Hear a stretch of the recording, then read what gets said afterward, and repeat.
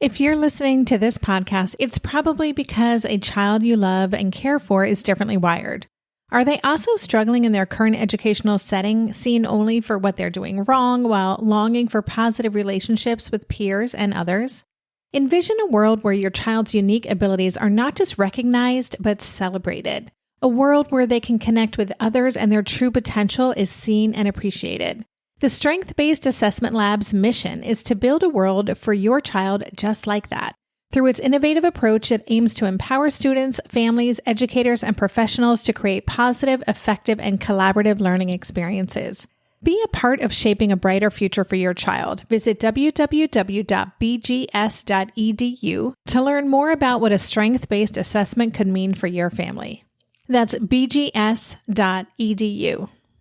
I have students coming to me that are in elementary school having been diagnosed with PTSD from their educational experiences. I have students in elementary school that have been kicked out of all of their learning facilities or have refused to go to school. And now I'm seeing those same students talk about our school through the terms of we. I'm seeing these students come and propose project ideas. I'm seeing these students become leaders, really, for themselves and their peers. Welcome to the Tilt Parenting Podcast, a podcast featuring interviews and conversations aimed at inspiring, informing, and supporting parents raising differently wired kids. I'm your host, Debbie Reber, and today I'm talking with Zach Morris, the Executive Director and Director of Development and Curriculum and Instruction at Learn, Inc. Learn, Inc. is a not-for-profit school in Missoula, Montana in the U.S., and it's approaching education in a thoughtful and alternative way, and with powerful results. I know that this education piece, figuring out how to help our child develop a love of learning and reach their full potential, is one of the most challenging pieces of raising differently wired kids. And I just have to say that talking with Zach left me feeling inspired, hopeful, and motivated.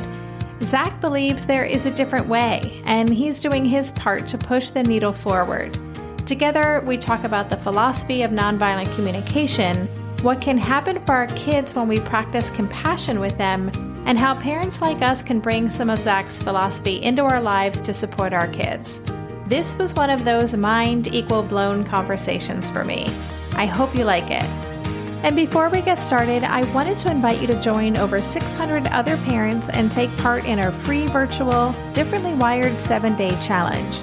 Every day for 7 days, you'll get a short video delivered to your inbox featuring a practical shift you can make in your world to help you have a more positive and optimistic experience in parenting your unique kid.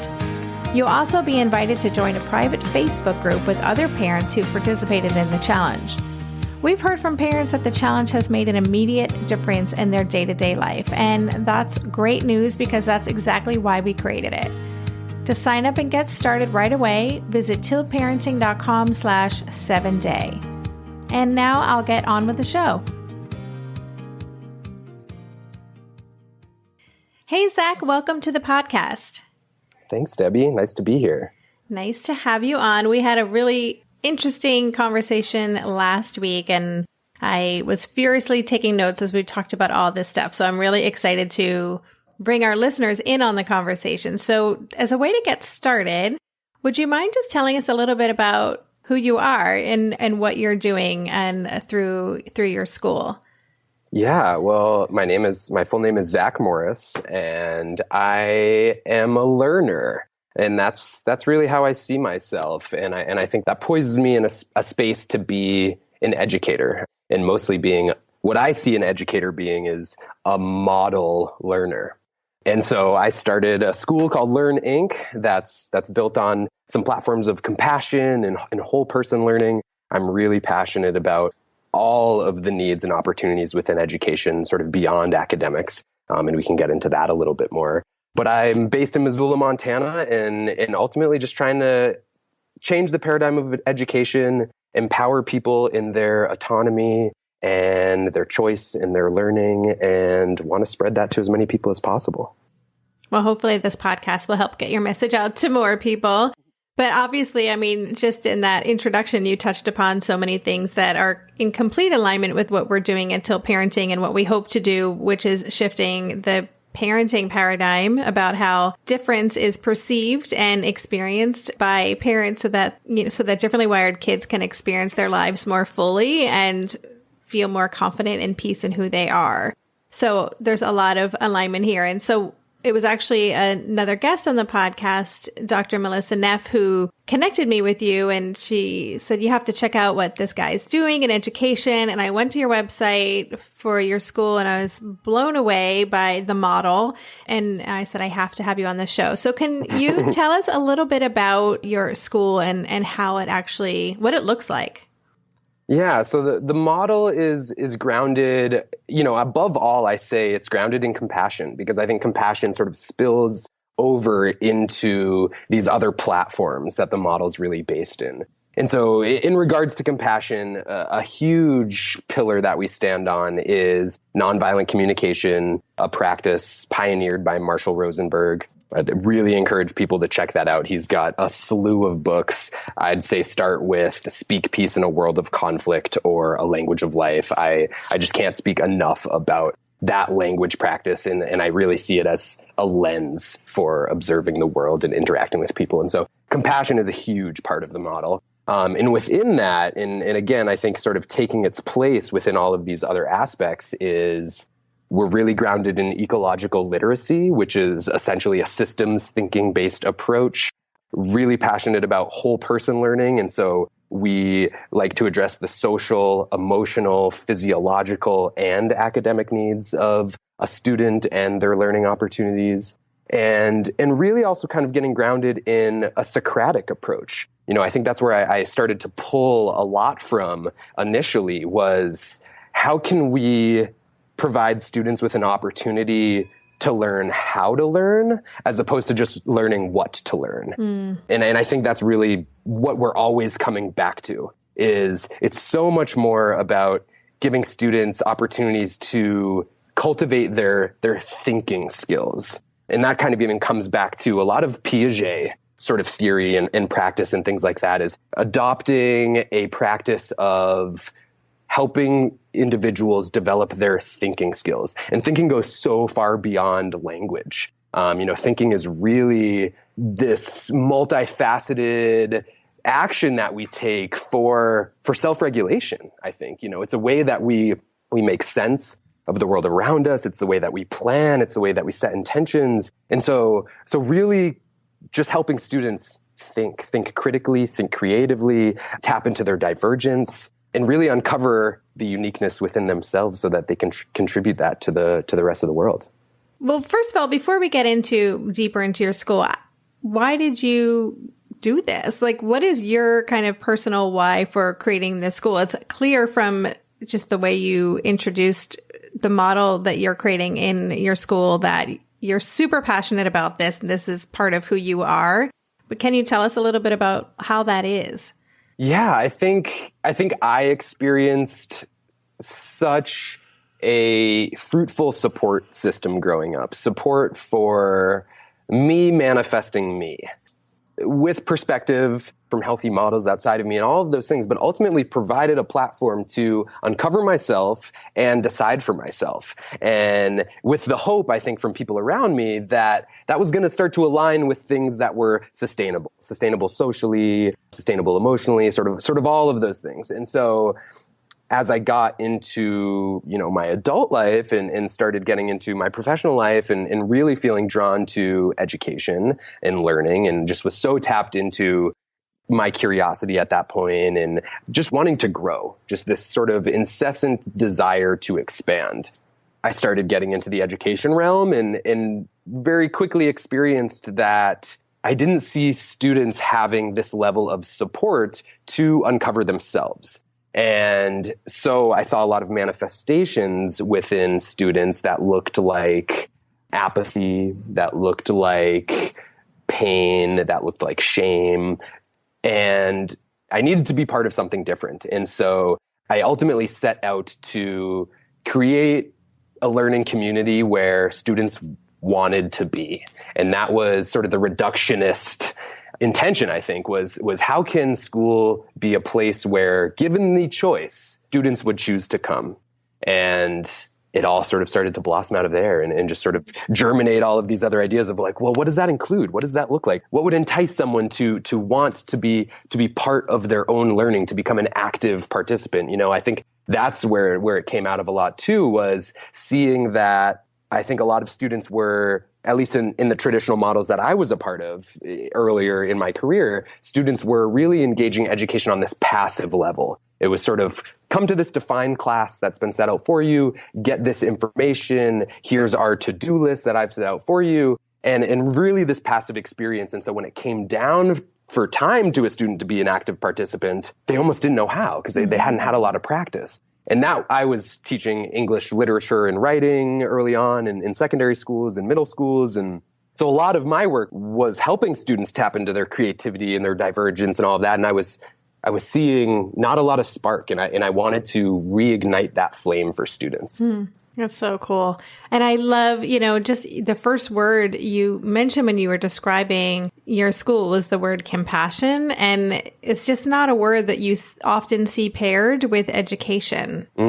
What does that actually look like in your school? I think it looks like honoring neurodiversity. And this is a term that I use and, I think aligns with the way you talk about differently wired kids and things like that. And I see neurodiversity as the recognition of human variation. And so I see neurodiversity as a web that we all exist somewhere on. And so creating a platform where students are met with an approach of compassion, met with a model of compassion, I think it necessitates honoring the neurodiverse experiences of individuals. And honoring this looks like an understanding woven into everything that we're doing with students that says, you are valuable, you have unique needs and experiences, and you can contribute to individual and collective well-being if you have what you need to navigate that. And so it looks different for all students. And I think that's the key to education is individualization and diversity within that. Is that difficult to do? I mean, I've had a guest on the show. We were talking about twice exceptional education, and she was saying that there really are so few options for kids in terms of a traditional school or just any school setting other than homeschooling, because the needs are so diverse in terms of what they need support in and what that looks like. So is it difficult to meet all those needs? It is, depending on the structure that's set up. It doesn't feel so difficult in the structure that we've created at Learn Inc. However, it felt extremely difficult when I was in some other more traditional sort of settings. And I think the two biggest things that can create challenge for that and can create challenge for, teachers even within the traditional model that are trying to create these environments is that it takes an extreme amount of resources and it takes an extreme amount of patience. And for any parent that has tried to create this type of setting and environment within their own family, they know that to be true as well, is that the patience that we have to tap into, the pace, the time to be able to truly meet someone where they are and not just demand compliance, but instead be able to facilitate critical thinking and navigation within conflicts, within dysregulation, with all of that. It's hard to do if we're all working towards the same thing today, supposed to be doing it at the same pace, and so I see learning to include really unique processes for students. It includes varying paces, and it includes diverse methods of demonstration. And that's a key that we tap into here, is that there are so many ways that you can show what you've learned. And that's going to happen at a different pace. And that's going to happen at a different process than perhaps anybody else who's standing next to you. And so it's really meeting the students where they are. But that takes smaller student-teacher ratios, perhaps. That takes more time for teachers to be able to cultivate what their students are even working on. If we are talking about, by the end of this grade, everyone in this class is going to be at this level of success in these areas, I think we're gonna see lots of breakdown for students. The model sounds so amazing. And I asked you this when I first talked with you, when is the Amsterdam branch opening up? But when you describe all of this, I have so many yes, of course, moments. And it makes me just think, what is the point of education? I mean, what you're describing makes so much sense. And in meeting students' needs and really creating lifelong learners and creating confident humans who know their strengths and their weaknesses, and they know how to kind of create the life that they want. And then you think about a more traditional model where, like you said, everyone has to end up at the same place at the same time. And it's really about pushing kids through the system. And it really makes you wonder, what is even the point of that, other than it being a place for kids to spend time? Right. And I think that's where education can really fall into creating productivity, and that productivity being singularly defined. And that's an idea that I want to challenge as well, and say, what is productivity? What are we trying to be productive in? Mm-hmm. That's something I'm asking students all the time. I've had students, especially secondary students, that have maybe gone through a traditional model up until joining us. And this idea of actively leading your own education and sort of being met with compassion and honoring all these things, it's foreign to them and kind of unsure what to do with it and how to proceed. And so I can see them go into these places of self-shame when they perceive that they're not living up to the standards of productivity that have been defined for them by the adult world. So I'm trying to remind students all the time of what are we trying to be productive in right now? Are you needing rest? Because if you need rest and the actions you're taking are not providing you with restful opportunities, then are you being productive? But I think being productive in rest is not something that currently the culture that I experience really sees as valuable, Mm-hmm. But I want to kind of extend that idea of what we're trying to be productive in. And I think it includes a lot more aspects than perhaps the typical Monday through Friday school schedule addresses. We'll be right back after this quick break. Darren and I are prepping for a big move at the moment, so we are fully leaning into any and everything that simplifies things, and that absolutely includes mealtimes. At a time when my executive functioning skills are being pushed to the limit, even planning and executing dinner for our family these days can feel like a really big lift. That's why I'm especially grateful for Green Chef, a meal service that offers pre-measured and prepped ingredients to my door. Each box is packed with foods you can feel good about, like whole fruits and vegetables, plus lean protein and whole grain options. In fact, one of the things I love most about Green Chef is that they offer options that prioritize gut and brain health, with science-backed recipes that feature ingredients like fiber, antioxidants, and omega-3 fatty acids. During this time of lots of stress, it feels really grounding to know we're supporting ourselves nutritionally. I will take all the support I can get. And Green Chef doesn't just cover dinner recipes. I can add high-quality breakfasts, lunches, and snacks to my weekly box from Green Market. Green Chef has a special offer for Tilt listeners. Go to greenchef.com/tilt50 and use code TILT50 to get 50% off plus 20% off your next 2 months.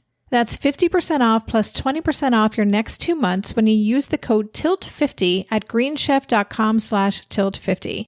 Green Chef, the #1 meal kit for eating well. Maybe I've watched too many seasons of The Amazing Race, but every time I have to go somewhere on the subway, I treat it like a competition. It's all about making the right gut decisions about which route will get me there the fastest. Sometimes those decisions get me where I'm going early, and other times my gambles don't really pay off. Probiotics can't help with most gut decisions, but if your gut needs a little support, Ritual has your back. Their Synbiotic Plus, a 3-in-1 supplement, has clinically studied prebiotics, probiotics, and a postbiotic to support a balanced gut microbiome. I've been using Synbiotic Plus for about 6 months now, and it's become a core part of my morning routine. I take the mini capsule every morning while making my way through my inbox, whether I'm at home or I'm on the road, because it doesn't need to be refrigerated. And the capsule itself is delayed released, which helps it survive the harsh conditions of the upper GI tract for delivery to the colon. And that's exactly where we want it to go. Ritual invested in a study modeling the human colon, which showed that Synbiotic Plus significantly increased microbial diversity and the growth of beneficial bacteria. There's no more shame in your gut game. Synbiotic Plus and Ritual are here to celebrate, not hide your insides. Get 25% off your first month for a limited time at ritual.com/tilt. Start Ritual or add Symbiotic Plus to your subscription today. That's ritual.com/tilt for 25% off. Yeah, absolutely. I mean, it's really about questioning everything, questioning all these kind of assumptions we have about what schools should look like and what a student should be able to do, stand up in front of a class and deliver this talk, or, there are these kind of markers that even those of us who, I'm homeschooling my son, and I still find myself butting up against these ideas that I have of these markers he needs to reach, or these milestones he needs to reach in order for me to have been a successful teacher and for him to be successful. And they're really based on not great information, Right. Well, and it takes such a heightened awareness to be able to sort of step back from that and look at that and say, is this aligning with what our mission is? Or is this aligning with what we've set out is serving for us right now, or what we're working towards? And so even myself, I need to peel back from myself a little bit sometimes and look at what I'm trying to do. Because I was raised in a traditional educational model. And so I can even see myself slip into some of those ideas sometimes that are serving sometimes and not serving sometimes. But I really have to check in constantly. And so I think for me, in what I've seen in my direct research and in my indirect research is that self-reflection is really the goal of education and learning, I think, because in self-reflection is where we learn. It's where we determine if what we've engaged worked for us and worked for those outside of us. And we need to be taught how to go through that self-reflective process. And again, that pace looks so different. To be able to go through that, it necessitates failure. It necessitates perhaps doing something, quote unquote, the wrong way, which I don't even sort of ascribe to that right or wrong, us versus them sort of mentality. But we need to be able to go through those processes and reflect with other people and really think about, is this aligning with what I'm trying to do for myself and for those outside of me? And that's a question I think people aren't necessarily even given the opportunity to ask themselves a lot. Yeah. And so I see learning as really having this huge exploration phase. And within that exploration phase, we have a multitude of experiences. And through that experiences, that's when we can reflect on it and adapt.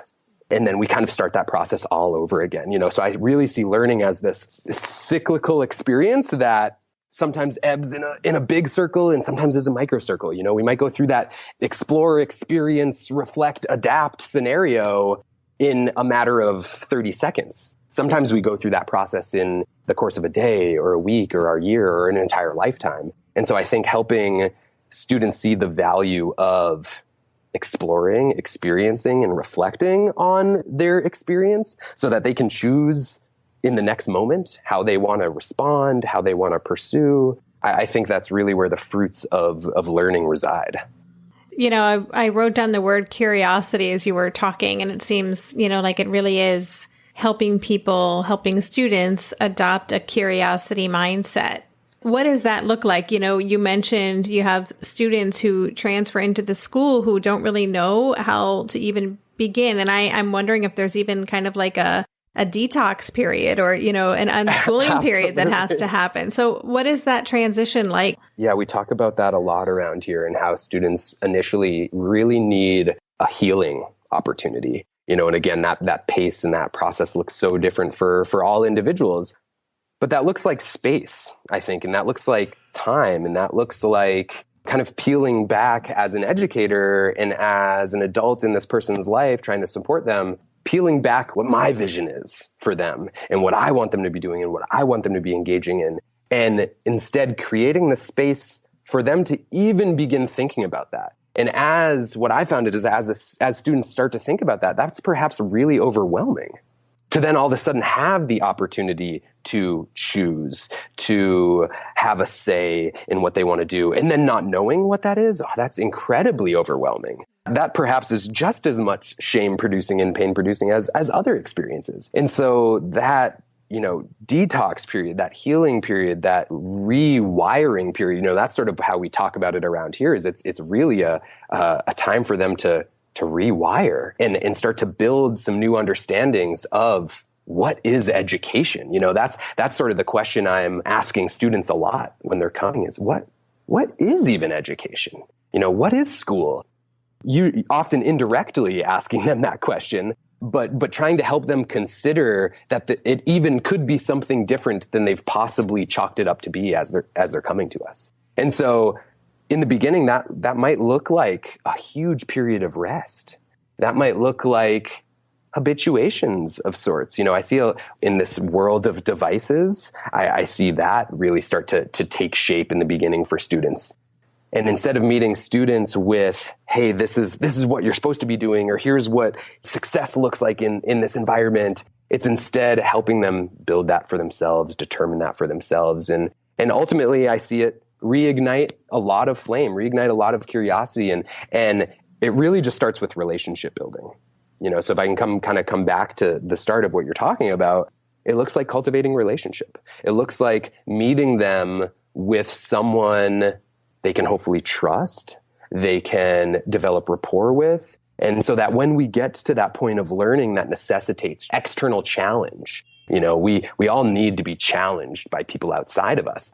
But that challenge needs to feel like a supportive approach and action as opposed to an attacking sort of action and approach, which I think is what happens when we feel challenged, but we don't have sustainable relationship with that force that is challenging us. I'm curious to know more about the student body. So I think when we talked last week, I asked you what percentage of kids were neurodiverse. And did you say around 75%? Yeah. And, and I kind of would even extrapolate that to say 100%, because even within that definition of neurodiversity, I would include the neurotypical, because even someone that we would quote unquote deem neurotypical, I think they're bringing all sorts of their own experience, all their thinking patterns, their pain, their trauma in whatever capacity that is. And so I think we need to include everybody on that web and in that umbrella, But when it comes to sort of traditional diagnoses and things like that, yeah, we're functioning at about 75% of students fall into that category.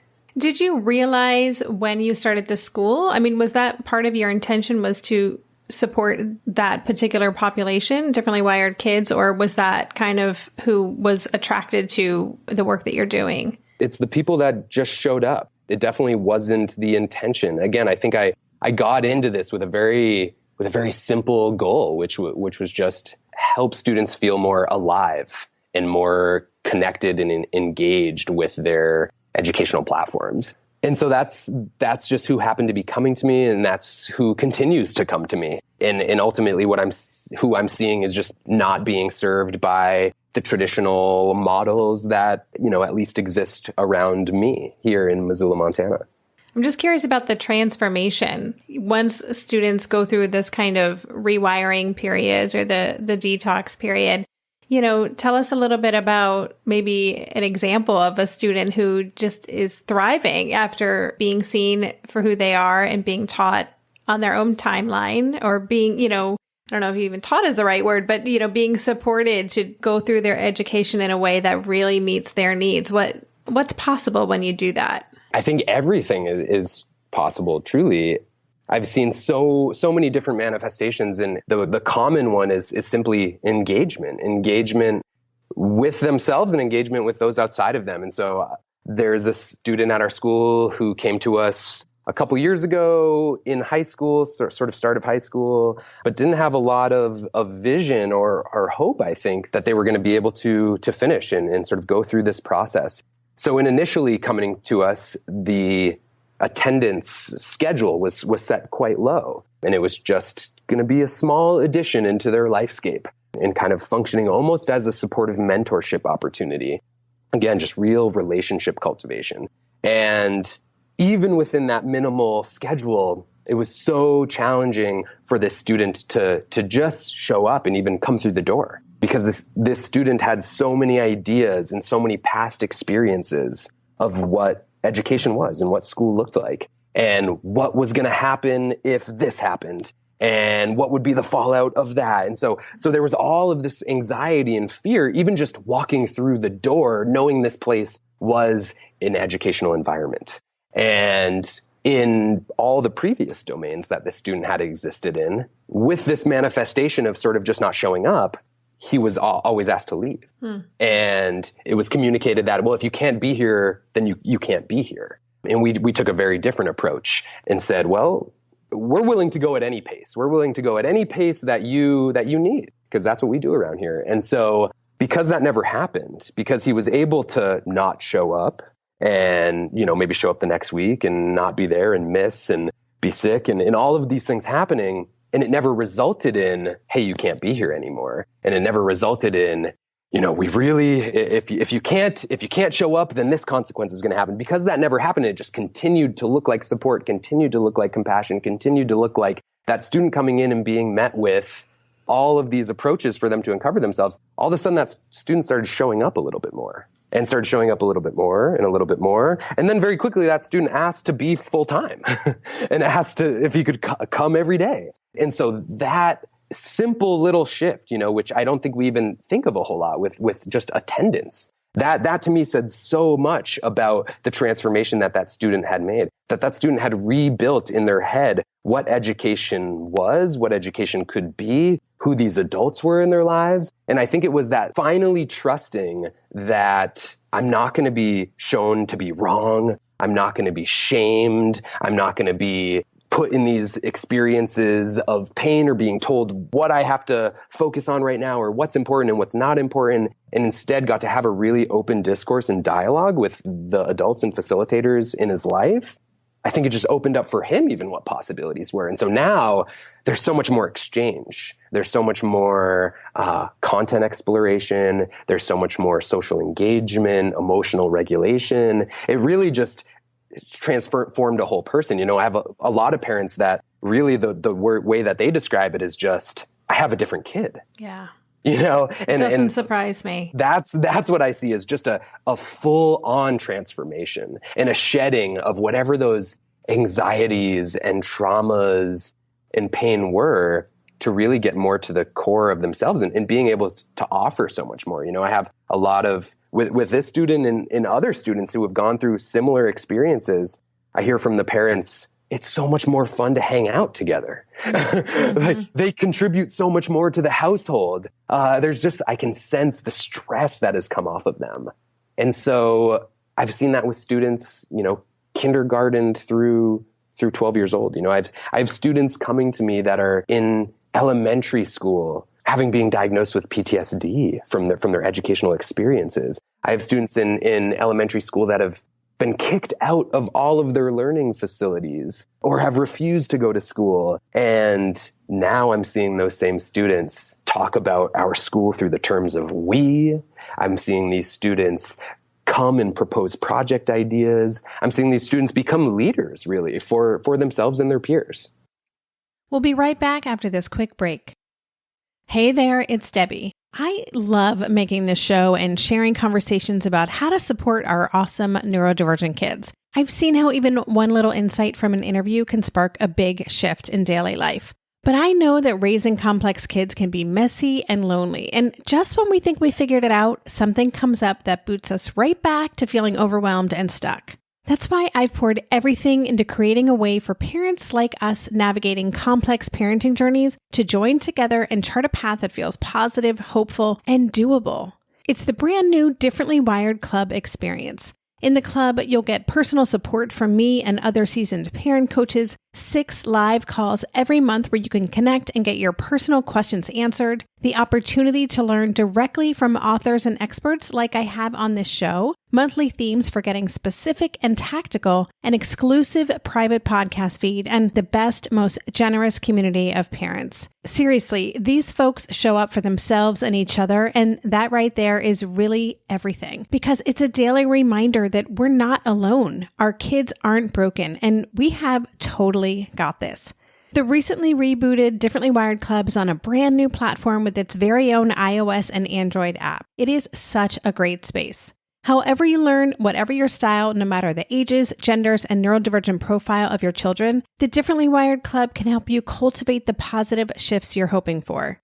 Join us today by going to tiltparenting.com/club. That's tiltparenting.com/club. I hope to see you on the inside.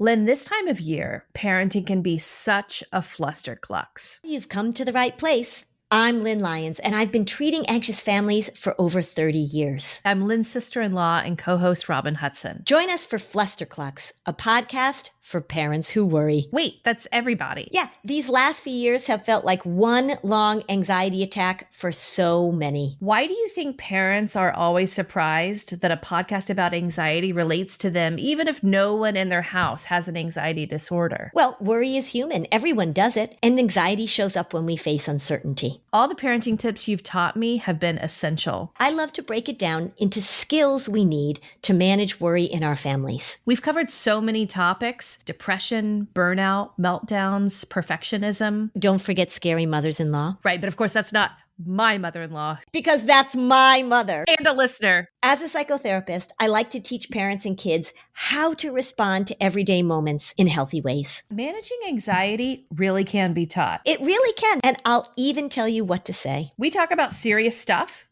but without being too serious. Anxiety wants everything serious. Anxiety doesn't stand a chance when we're laughing, even about the tough stuff. It's such a gift to be able to give to these kids. And it's something, I just hear this and I'm like, oh my gosh, I just wish I had had that available for my kid. And I'm sure there are going to be so many people listening who are going to be looking at real estate in Missoula, Montana after this conversation. So a couple questions then. I mean, from what you just described, so much of that gift is that piece of patience, that piece of really getting rid of any kind of predisposed timeline or idea that we have about what this should look like, how long things should take. And I mean, that piece of just the attendance, like that's huge. And it makes so much sense when you describe it like that. And, and I'm a homeschooling parent and I still get caught up with, well, we need to finish this by this time, I still have a timeline. And I'm wondering, what are some of the takeaways for parents who can't relocate and and whose kids are in a, whether they're homeschooling actually, or if they're in a traditional school, how can parents kind of tap into some of this goodness that you're, the work that you're doing with your students and the change that you're seeing? How can we get a little bit of that in our relationships? What do you see the key factors being? I see one of the key factors being integrating the idea and understanding that we have choice in everything. And this is a foundational component of Marshall Rosenberg's nonviolent communication. I would say for all families out there, go out and read a Marshall Rosenberg book, watch some of his tutorials and workshops on YouTube. It changed my life. I learned more from his work than I did in my entire grad school. And so much of what Marshall Rosenberg tells us is that we always have choice, even if seemingly we perceive that we don't have choice. And this is something I'm empowering parents with and students with all the time. I often hear people talk about, and one of the most common comments I get from individuals who are exploring this paradigm, this model, is people come back to, yeah, that sounds great, but ultimately there are just some things you have to do. And that's where I always counter. That's where I always want to offer a different idea and a different perspective. And I would say there's never anything we have to do. We always have choice. We might base those choices on certain perceived repercussions in relation to what our needs are and what our intentions are. And so we get directed in this choice by our experience and by what we're trying to manifest for ourselves and for our children. But ultimately, at the end, we always get to choose. Even if those two choices seem undesirable, we still have a choice. And there's probably even another choice outside of those two choices. There's infinite choices. And so I would encourage parents to really question that have to mindset that we can so easily slip into and then pass along to our children. I just hear this in informal conversations with people. People all the time will talk about that thing they have to do or had to do. And Marshall Rosenberg tells us that everything that needs to be done can be done out of joyful willingness. And that's something that I truly believe. And so that's something I'm implementing in my own life and has just changed my experience with the world and with people outside of me. Is if I'm ever slipping into this idea that whatever I'm engaging in or whatever I'm about to engage is a have to, that tells me that I'm not thinking totally clearly about this. And that there is more of the picture for me to see, because I am choosing, or I'm going to choose to engage this because of other things in my life, because of my needs, because of my wants, my intentions. But I am the guide of that. I'm the captain of my ship, if you will. And I truly believe that. And I think that can be communicated differently to people, especially in the education realm, where it's so much about the student needs this, and we have to do this, and we have to implement that. Parents are the best advocates for their children in that, and we can stand up to the existing structures if they're not working for us or if they don't align for us, and there's other options. And so I think those options are endless, and I don't think it's even necessarily just, well, I need this type of learning model, or I need this type of opportunity. I think even just a foundational cognitive shift into the idea that I am an individual with autonomy, and so is my child, and therefore we can explore beyond perhaps what's just packaged up for us. That is so huge. I mean, I totally share your belief that we have choice in everything. And I believe that deeply and wholeheartedly.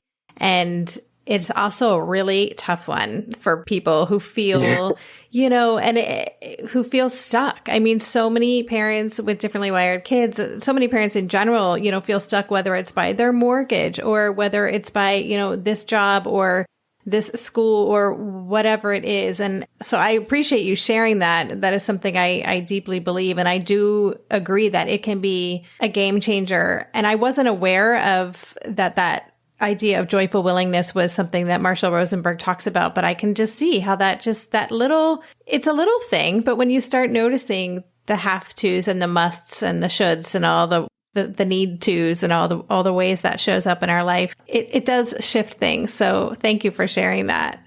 Such a common term in our language is the phrase, I'm sorry, which I think comes with a really genuine intention. I think I'm sorry is such a complex interaction. It's such a complex phrase. It's trying to communicate, hey, I maybe saw this thing didn't quite turn out in either the way I hoped or the way you hoped. And I feel for you, and I ultimately want the best for you and for me and all of those things. And so if I created a scenario or helped create a scenario where that didn't exist, I honor that, right? And I perhaps wish it was different or had happened differently. However, on sort of the surface, and Marshall Rosenberg talks about this as well, and I think this shows up in a lot of modalities and approaches, is that I'm sorry necessitates that we've done something wrong. And that slips into subjectivity, the idea of what's right and what's wrong, and in all of the grays in between. And so, Marshall Rosenberg says, I'm sorry is one of the most violent phrases we can use, because it tells the person outside of us that we have done something wrong and that we perhaps feel shame.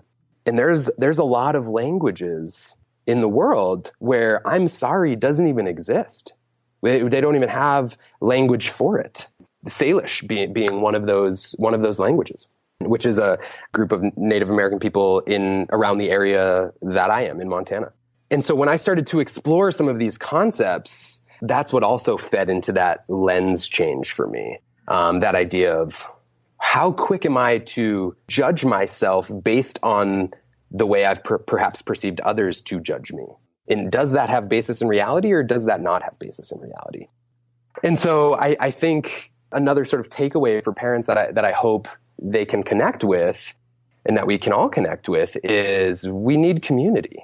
We need support, and that community comes in many forms. We need to be able to divulge the weight that we're carrying around. We need to be able to process complex experiences. We need to be able to rely on others to offer us that compassion when we perhaps can't offer it ourselves. And so in terms of for the parent and the child, I think that's one of the best things that we can offer to our children, that we see young individuals, young children offer to their parents all the time.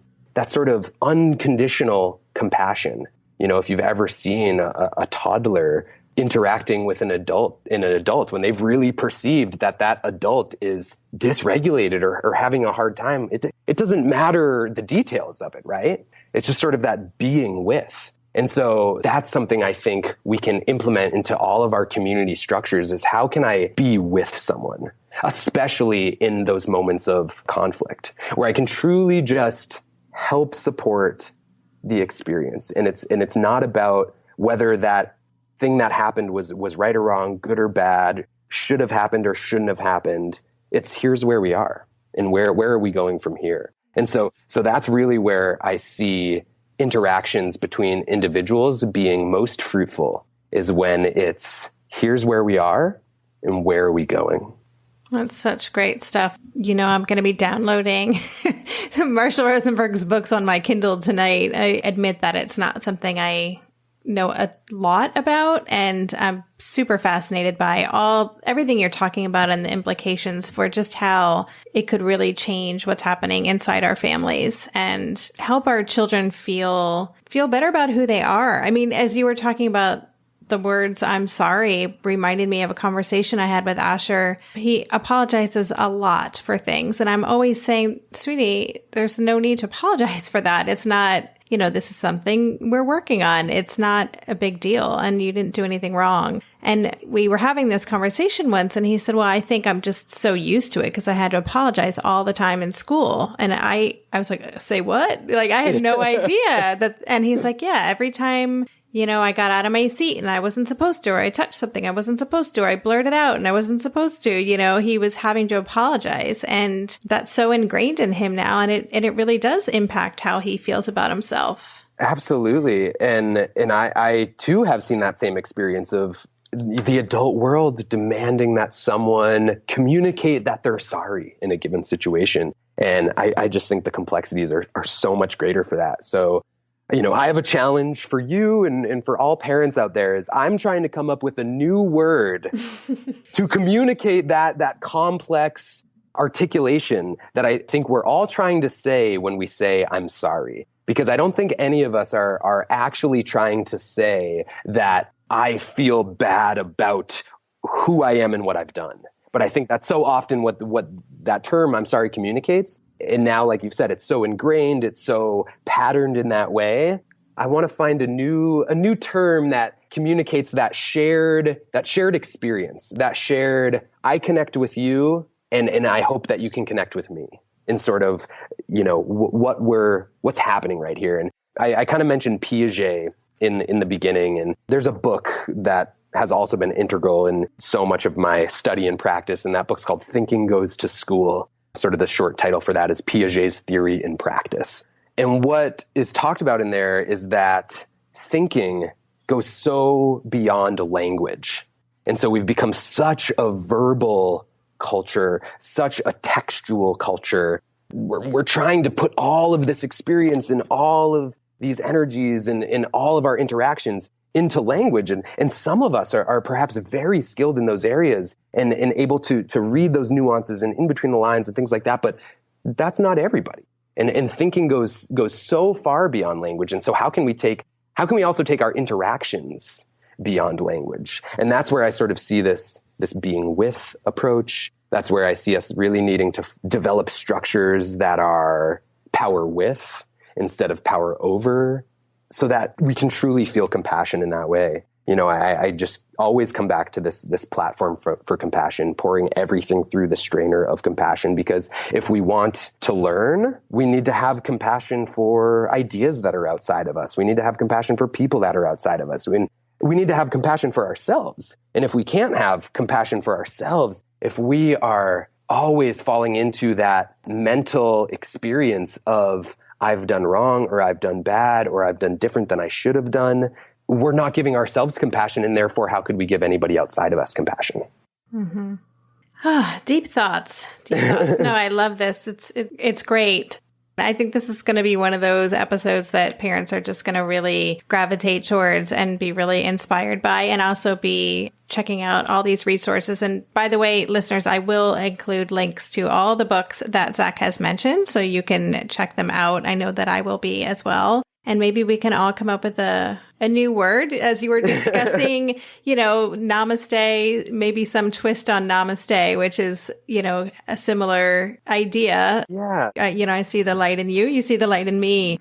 But I think it's so important to think about that and just, again, questioning all of these things. So I'm so excited about the work that you're doing. I'm so happy that you are in the world doing this. Thank you, Debbie. It's really inspiring. It's what we need more of. And again, if you do decide to franchise, please consider Amsterdam as one of your first satellite locations. Absolutely. So good luck with the school, and please keep us posted. And is there any website or place that you want to send listeners to if they want to learn more about your work? Yeah, if people want to learn more about what's happening at our school, they can go to learninmontana.com. And we have all kinds of information on our philosophy up there, starting to put up more and more resources that sort of I've talked about around here. And hopefully creating even more dialogue around there. I'd love to hear from parents the challenges that they're experiencing within education. I'm hearing about it around here and just the people that I'm working directly with and sort of in all my research. But I'd love to just hear more of those concrete details, sort of what you mentioned earlier is, okay, what can people do that are perhaps having some of these experiences? And I'd love to hear more about that and just create more dialogue and connect people with more support and more resources and more opportunities, because I want people to keep inquiring, keep bringing a level of skepticism to what has been deemed as quote unquote normal or what we should do or how it is. Yeah. As soon as you talked about shifting the paradigm, I was like, I'm in. Yeah. That's awesome. Well, thank you so much for having me on here, Debbie. I really appreciate it. I'm so excited about what you're doing with Tilt. I'm telling everybody I know, because I think that's the biggest thing is what can we tilt so that it better serves us and it better serves the people outside of us. Thank you. Thank you so much. Thanks, Debbie.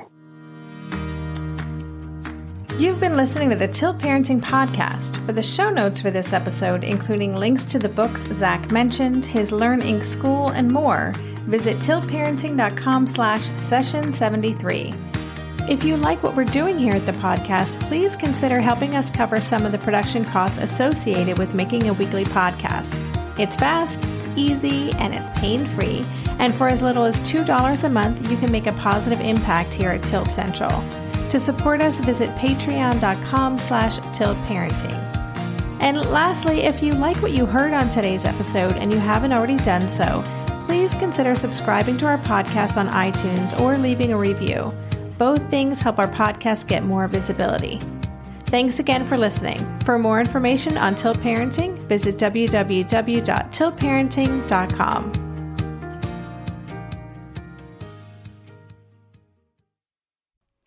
Hey, are you a parent of a teenager? Are you feeling overwhelmed about how to be what they need while also holding limits and boundaries that keep them safe? Are you tired of conversations that negate how messy this season of parenting is? Well, I've got you. My name is Casey O'Rourke. I am a positive discipline trainer, parent coach, and the host of the Joyful Courage podcast.